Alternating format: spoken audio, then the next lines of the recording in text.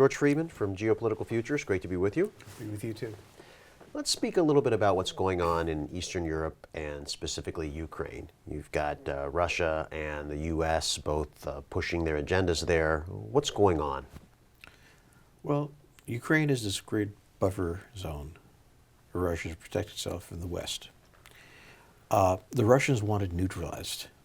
They do not want it to be part of the Western alliance system. They don't want Western militaries to be there. The West doesn't really have the ability to dominate Ukraine, but at the same time, it doesn't want the Russians deep into the Ukraine because then they threaten Romania and Poland and so on.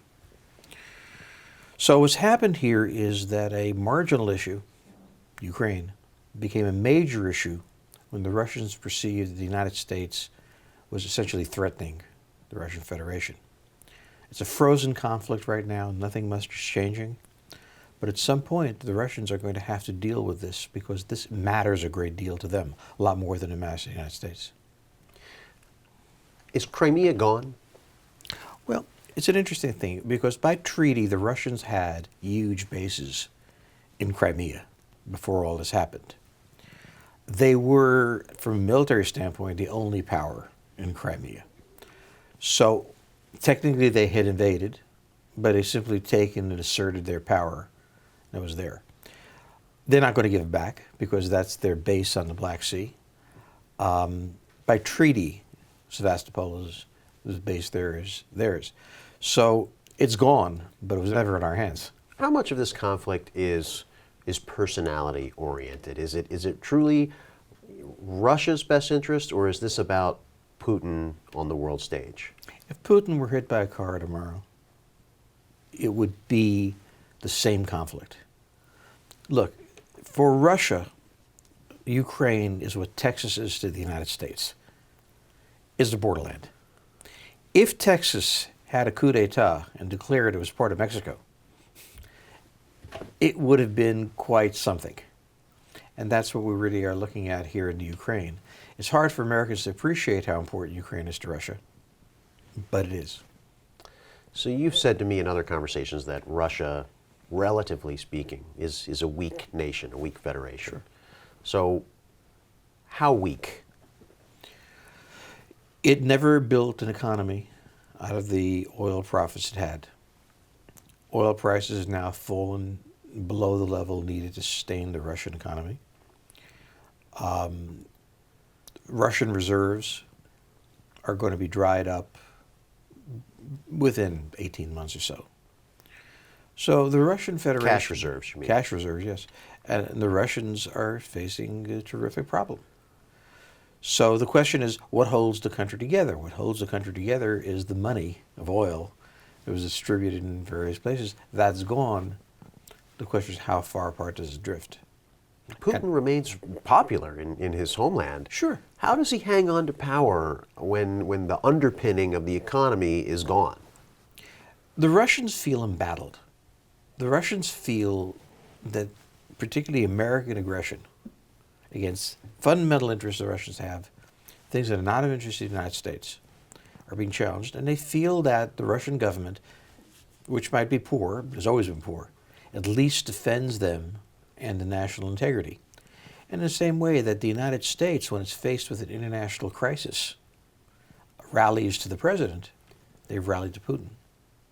So do you feel that when you say they or the Russians, are you talking about the average Joe on the street that we refer to here in the U.S.? Probably much more than the elite. Look, in the United States, when we all rally around 9/11, or it is the average Joe who feels that he has been personally harmed and the government is now going to protect him.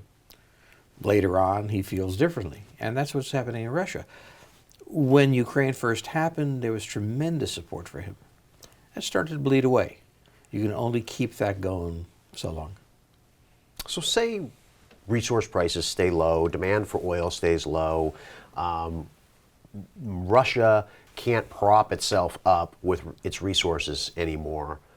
What happens? Do they lash out? Do they go after more of Eastern Europe, or does the Federation collapse? What does it look like? Well, let's take a look at the Soviet Union. It collapsed because of two things coinciding. The first was a need to increase its defense spending tremendously. The second thing was the collapse of the price of oil. And that meant that that the Soviet Union couldn't hold together. We're seeing the same two forces Right. converge on Russia right now. Now, the way the Soviet Union collapsed, it kind of just separated out.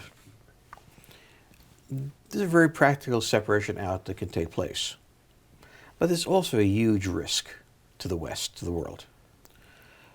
When the Soviet Union collapsed, all of the nuclear material was given to the Soviet Union, to Russia, as So it was all brought back, it was brought into Russia proper. to control. If Russia collapses, you have several thousand nuclear warheads on top of missiles. And the question is who controls them. So it becomes a very personal issue. And therefore, I don't think the United States wants to see Russia collapse. Not so much because it fears Russia militarily in Europe and so on, but this overriding fear of what happens to those weapons constrains American policy. So to wrap this up, what do you see happening in Eastern Europe between Russia and the U.S.? The Russians and the Americans are having a duel. Mostly it's on paper. The Russians can't invade Ukraine. It's too large. The Americans can't wage war into Ukraine. The Americans have formed an alliance system. The Russians are trying to flank the Americans in Syria and so on. So it's kind of a duel, a mini Cold War, where the risks aren't that high unless one or the other nation collapses. And the U.S. is not going to collapse. Therefore, it's the Russians. Does a change in the U.S. presidency potentially improve our relations with Russia, or is it irrelevant? We tend to emphasize personalities and people too much. The United States has a vested interest in not letting the Russians dominate Europe. We fought the First World War, the Second World War, the Cold War for this. Donald Trump, Hillary Clinton, it doesn't matter. They're going to protect this interest. The Russians have a vested interest. They're going to protect it. It doesn't have to do with personalities. George Friedman, Geopolitical Futures. Thank you. Thank you.